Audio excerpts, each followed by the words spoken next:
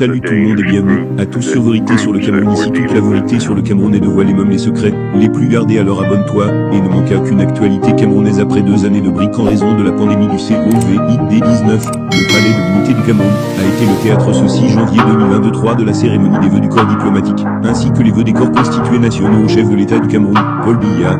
Monsieur Paul Patrick Bifo est en poste au Cameroun depuis 2012. L'ambassadeur du Gabon au Cameroun est le doyen du corps diplomatique accrédité au Cameroun, et c'est lui qui prend la parole le premier, ce vendredi 6 janvier 2023 à l'occasion des vœux du corps diplomatique au président Paul Biya. Je voudrais au nom du corps diplomatique exprimer l'espoir que ce conflit soit réglé dans les plus brefs délais, déclare le doyen du corps diplomatique au Cameroun à l'entame de son propos, évoquant le conflit Russie-Ukraine. Ce corps diplomatique qui condamne les actes de terrorisme dans les régions du sud-ouest et du nord-ouest, ainsi que la résilience économique au Cameroun. Dans la même lancée, l'organisation de la Coupe d'Afrique des Nations de football au Cameroun a été félicitée par le corps diplomatique. Après cette adresse, le président Paul Biya prendra la parole à son tour pour remercier l'ambassadeur Bifo et à travers lui, la quarantaine des ambassadeurs, hauts commissaires, chargés d'affaires et représentants des organisations internationaux présents au palais de l'unité en ce début d'après-midi. Le chef de l'État du Cameroun va rappeler que la pandémie du Covid-19 et le conflit Russie-Ukraine ont un impact sur le commerce international. Paul Biya dira que le Cameroun est attaché à la résolution des conflits par le dialogue et de la négociation.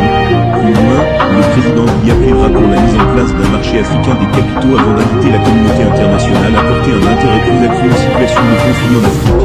Ensuite, debout, alerte, détendu et souriant, le président Biya se livre au jeu des poignées de main pour recevoir le traditionnel bonne année monsieur le président de la part des diplomatiques. À 15h, le chef de l'État Paul Biya se rend dans la salle des banquets du palais, cette fois pour recevoir les vœux des corps constitués nationaux. Le bureau du Sénat, sous la conduite du président du Sénat, Marcel Niandji Fanji, le bureau de l'Assemblée nationale, conduit par le très honorable Kaveye Yuguye Djibril, le gouvernement conduit par le Premier ministre, Joseph Dion Butsuyi, les ministres d'État, ministres délégués, secrétaires d'État.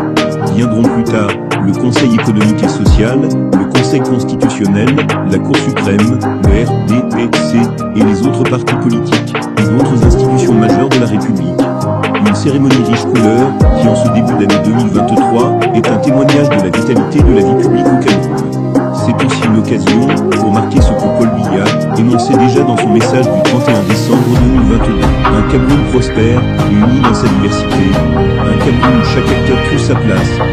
Jeanne Blanc.